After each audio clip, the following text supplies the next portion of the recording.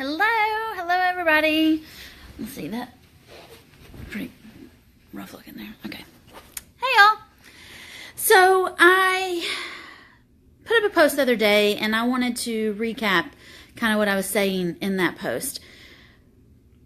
10 years ago, I spent like every other weekend in Florida. All right. It was 2008. I graduated college in 2007. I didn't have a boyfriend. I didn't have many responsibilities. And I had a girlfriend that I was running around with in Knoxville like every weekend. And we would go out to bars and we would go to Target and Marshall's and we would go shopping and we would do, 24-year-old girl things every weekend. It's pretty much what we were doing every weeknight also. But then we figured out that we could fly to Florida for like $20 each way. I mean, seriously, we were flying for like 50, maybe $60. But the problem with that was sometimes the flights would leave on Friday afternoons. So I could, just scoot out of work early.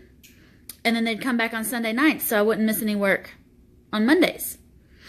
But then like every other week or so, the flights left on Thursday night and didn't come back until Monday morning, which meant I had to ask for all day Friday off and I had to ask for Monday morning off. And in our trucking company, Mondays are like a non-negotiable. You cannot miss a Monday. You better be like on your deathbed to even dare ask for a Monday, because that's when we did payroll. That's when we got all the insurance stuff together. That's when we did all the child support checks and made sure that everything got paid where it was supposed to go. Like Monday every week was crunch time. And so for me to ask for Monday morning off, like it was a big, big deal. And asking for Friday off, the first time I asked for Friday off, it wasn't that big of a deal. But like the second time, the third time, the fourth time, I wanted to take a Friday and a Monday morning off. It was bad. And my papa was the kind of guy that worked 24/7, 365, unless somebody needed him an extra hour or two or extra day or two, and then he was going to work that too. And he taught my mom that strong work ethic. So she also works 24/7, 367 days a year.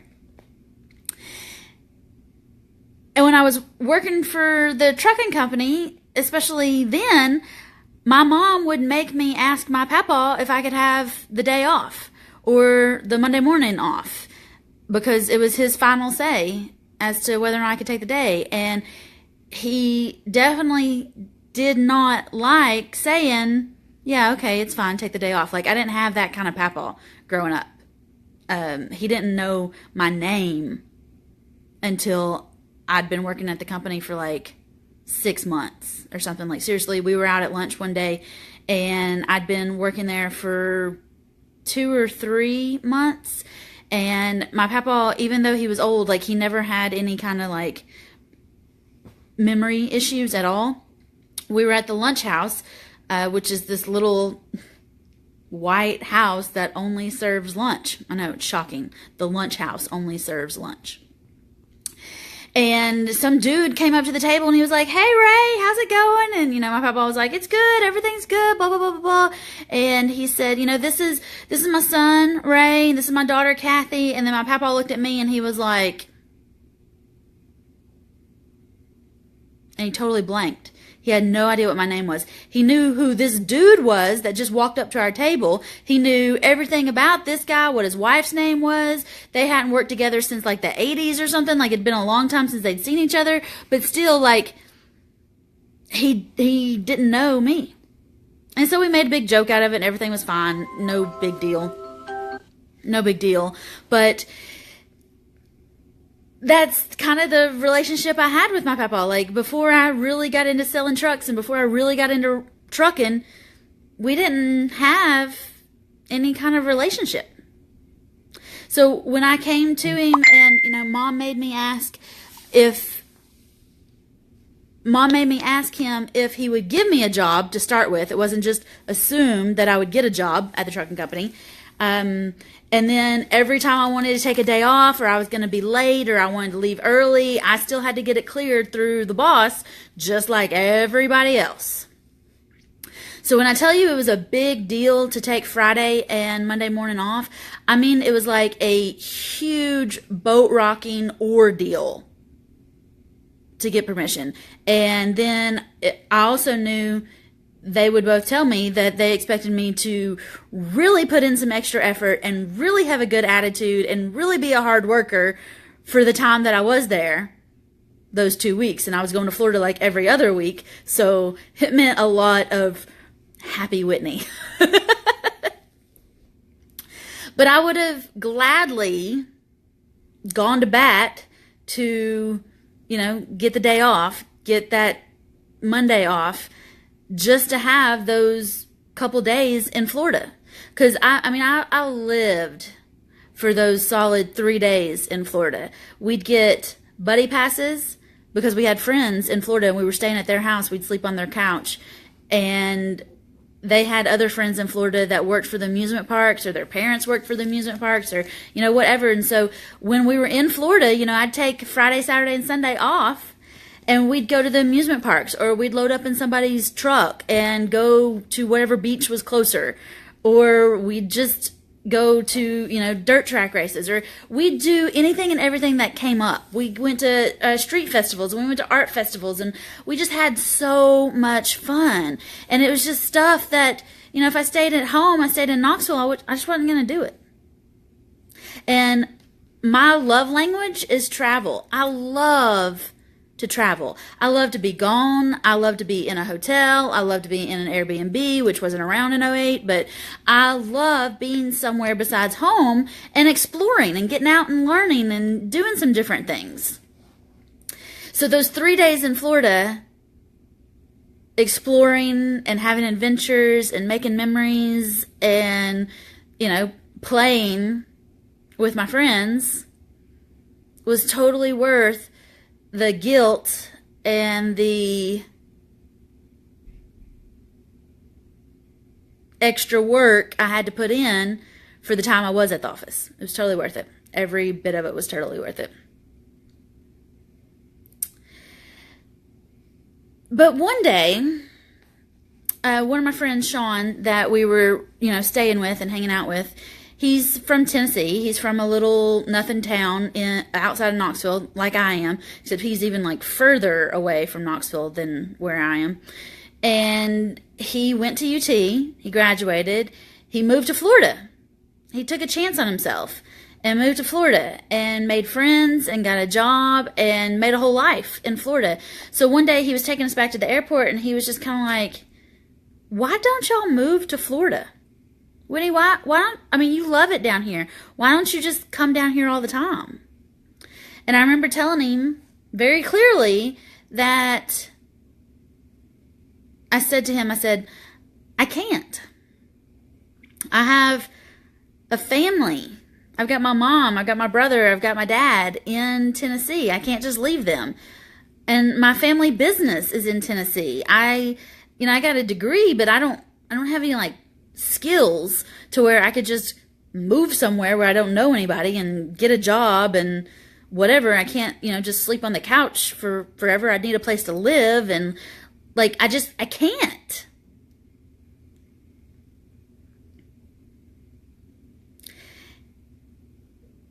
When I was in high school, I was in the color guard. I was in the winter guard. I marched in the band and the color guard. And one of the things that we were never allowed to say was, I can't. Jim Idle and Tim Hudnall, Sandra Wilson, Jana Orr, they would have a flippin' fit if they heard any of us say, I can't. So when I told Sean I can't move to Florida, I had all this gremlins from high school come up in my head you're not supposed to say I can't. You don't say I can't. You don't do that.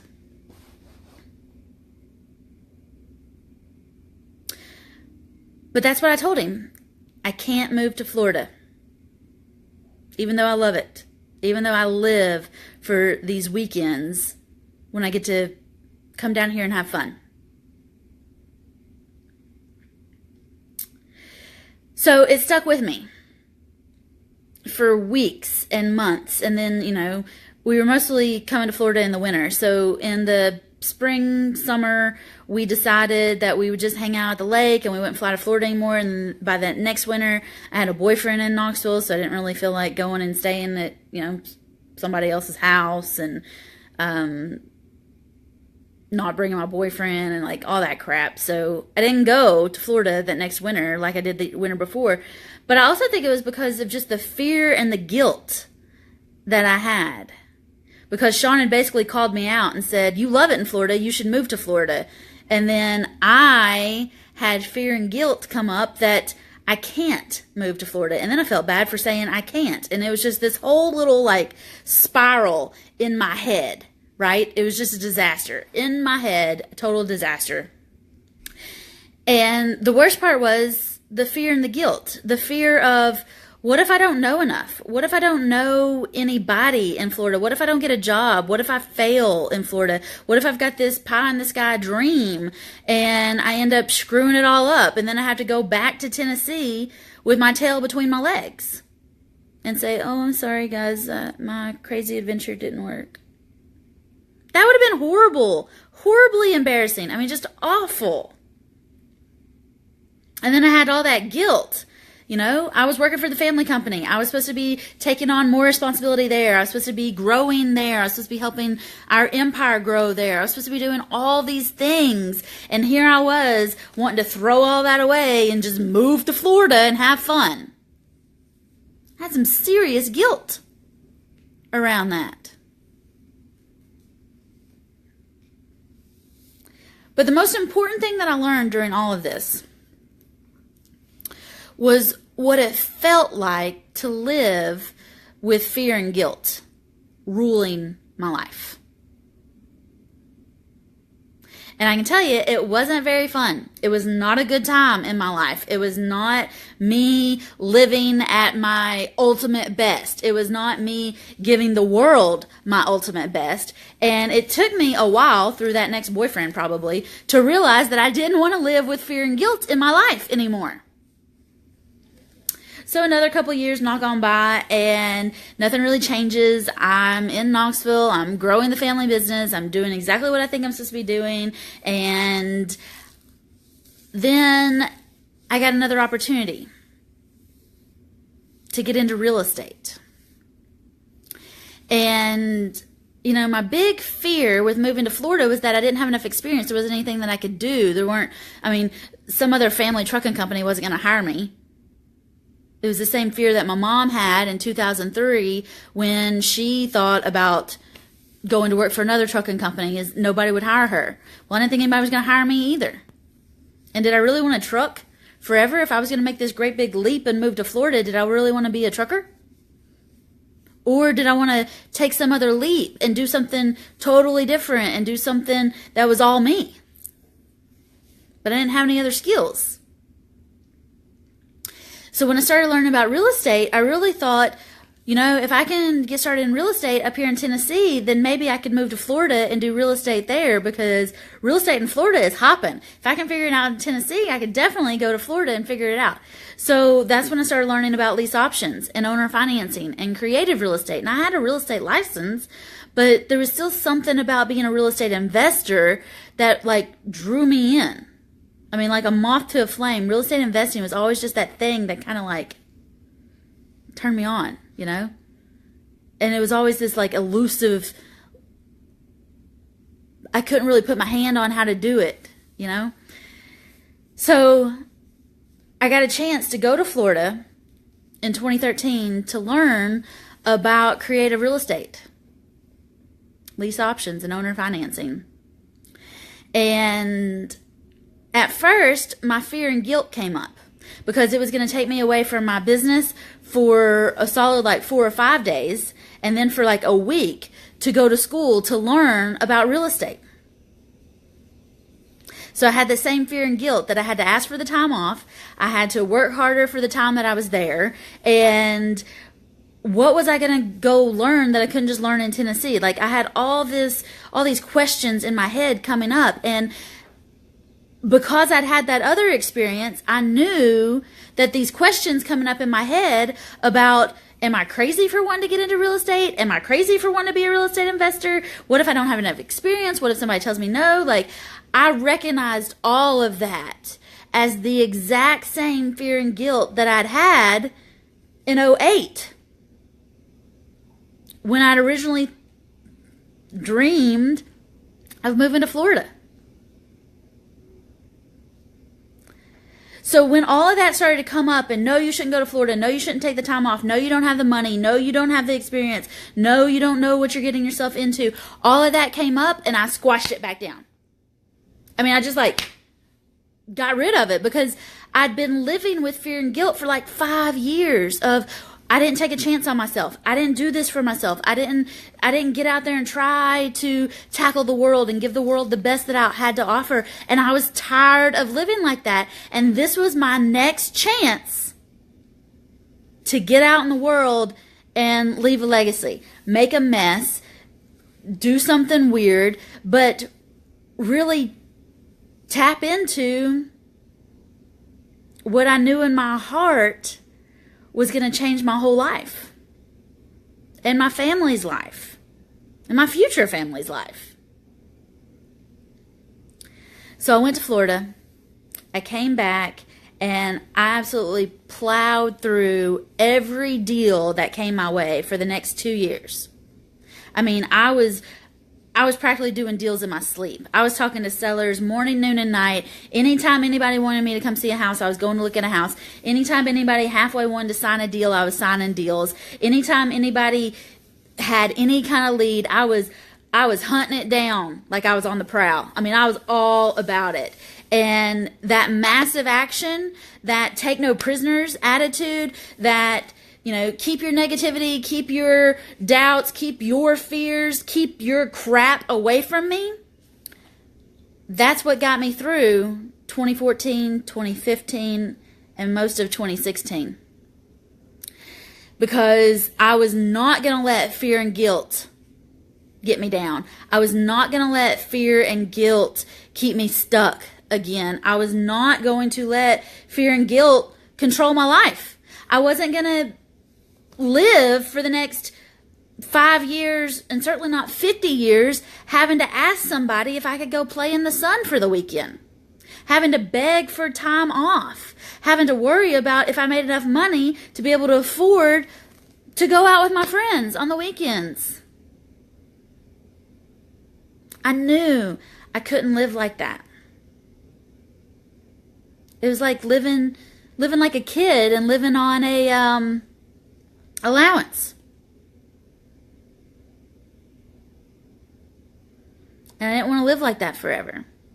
I didn't want to have to clock in when somebody told me to clock in. I didn't want to have to stay until somebody told me I could go. And I didn't want to have to feel like I was letting the whole team down if I wanted to take a day off.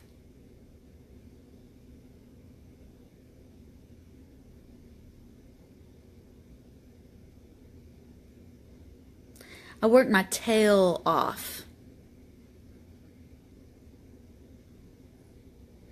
in 2014 and in 2015, and by the time 2016 rolled around, I wasn't taking any and every deal. I wasn't talking to any and every seller. I was being choosy about the deals I got myself in because I'd already gotten myself up to like 10 grand a month.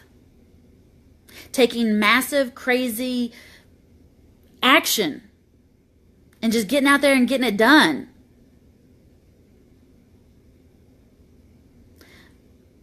But by 2016, I wasn't working at the trucking company anymore. And I was able to go to Florida whenever I wanted to. And I was able to fly on airlines that didn't cost $20 a trip. And it was all because I told fear and guilt to sit back on the bench. I had faith that what I was doing was going to work out. And I had gratitude that what I was doing was working towards my best. Fear and guilt will kill your dreams. Fear and guilt will demolish the opportunities that are out there for you, coming down straight into your lap. Fear and guilt are the devil coming out in your head, in your brain. And if you speak it, that's when he really gets to control and drive the bus. So I want you to replace fear and guilt with faith and gratitude. Faith that it's all going to work out. Faith that the deals are coming to you. Faith that the sellers will sign the contracts. Gratitude that the deals are coming to you. Gratitude that the sellers will sign the contracts. Gratitude that you are doing everything in your possible human body to get unstuck and to learn to live and love your life.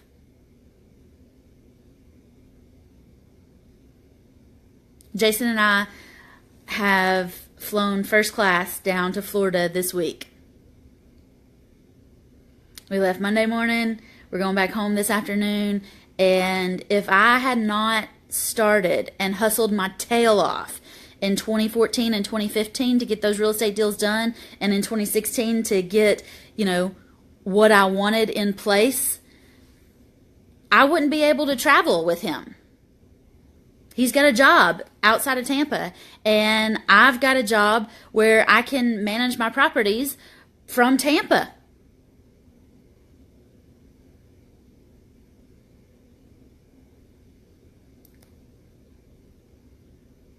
You have no idea how possible your dreams are. I've been looking at houses for us to live in all week while I've been here. Because it's still my dream to move to Florida and to live in Florida. And I've set up myself to have the skills to know that I can move away from Knoxville and I can still make money and I can do real estate investing and I can do all these things, and you can too. Whatever it is you want to do. A lot of ladies tell me that they want to get into real estate investing not so much for themselves, but because they have a husband that has a job that he doesn't really enjoy. So they want to get into real estate investing as a team activity so that their husbands can quit their jobs and do real estate investing all the time. Or they're wanting to do real estate investing because they've got kids and they want to be able to be home with the kids and, work around the kids' schedule instead of having the kids work around their work schedule.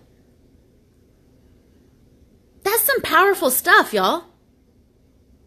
And every one of these ladies have some fear and they have some guilt that they're working through. But they also have faith and gratitude that they can make it happen. Because these ladies that I work with are powerful women. When they decide they want something, they're going to go out and get it. When I decide I want something, I'm going to go out and get it.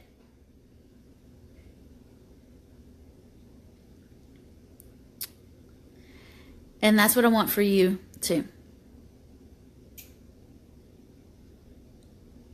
Don't let fear and guilt on your team. Your starting players should be faith and gratitude every single time. Every single time some new opportunity comes to you, you should say, thank you. Thank you for this opportunity. Thank you for this learning lesson. Thank you for this trial. Thank you for this. Thank you for having, the faith in me that I can get these done. Thank you. I have the faith in myself that I'll be able to turn this shitty situation into something amazing. Do not let fear and guilt keep you stuck in a rut. There's always a way out, but it starts with faith and gratitude. All right? That's what I want to share with you today. You can totally do this. My life in 2018 is I mean, years different than it was in 2013. That's absolutely for sure. But it is like lifetimes different. I'm still wearing the same jacket. You see these holes in my jacket? These holes are from wearing that I buy houses button every day. You see those holes in my jacket? I love this jacket. I'm still wearing the same jacket that I was wearing in 2014 when I was out buying houses, and there's still pinholes from where I wore that I buy houses button every day. I love this jacket. And it's still me in here. But I'm a totally different person since I've started focusing on faith and gratitude instead of fear and guilt. And that's what I want for you too. All right? I'd love to have you in First Deal Done Fast so that I can hang out with you every day, all day long, and help you get your deals done. Absolutely, I would love to have you in First Deal Done Fast. If you want more time with me so you can get more deals done faster, then First Deal Done Fast Plus is group coaching, and I'd love to have you in there too. Whatever it is that's holding you back, though, please know that that's just fear and guilt raising its ugly head. And on the other side of you handling that fear and guilt, you corralling that fear and guilt, you telling that fear and guilt to sit the F down, faith and gratitude will bring you every dream you've ever kept to yourself and written down in your diary. The rest of it's just paperwork. Y'all let me know if you have any questions. Send me a message. firstdealdonefast.com. If you want to get started today, I would love to have you. And I look forward to helping you get rid of fear and guilt and focus on the faith and gratitude. But most importantly, getting that paperwork signed so you can really live the life that I know is destined for you. Bye, y'all.